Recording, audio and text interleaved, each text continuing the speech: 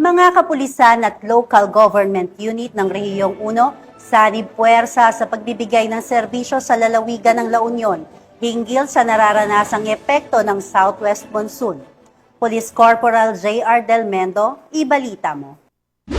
Sa puwersa ang mga miyembro ng PNP at local government unit ng La Union sa pagmonitor at pagbibigay serbisyo sa mga mamamayan hinggil pa rin sa epektong nararanasan na sama ng panahon na dulot ng Southwest Monsoon at mga low pressure area na nasa loob at labas ng Philippine Area of Responsibility. Personal na tinungo ni Police Colonel Redentor C. Olsano, Provincial Director ng La Union PPO, ang opisina ni Governor Mario Eduardo C. Ortega at opisina ng PDRRMO ng nasabing lalawigan upang matiyak na may maayos at napapanahong mga hakbang para epektibong matugunan ang pangangailangan ng komunidad. Maliban dito, palagian din ang isinasagawang inspeksyon at pagbisita ni Police Colonel Olsano sa mga police stations upang masiguro ang kahandaan at kagamitan kung sakaling kailanganin ng serbisyo ng kapulisan sa ganitong panahon. Sa ibang bayan naman ay katuwang din ng PNP ang kanilang mga local chief executive at MDRRMO personnel sa pagbabantay sa kanilang nasasakupan, kasama na rito ang pagmonitor sa mga water level. Tuloy-tuloy din ang koordinasyong isinasagawa ng PNP sa iba pang ahensya ng gobyerno upang matiyak ang kaligtasan ng publiko at kanilang mga ari-arian sa epekto ng nararanasang sama ng panahon.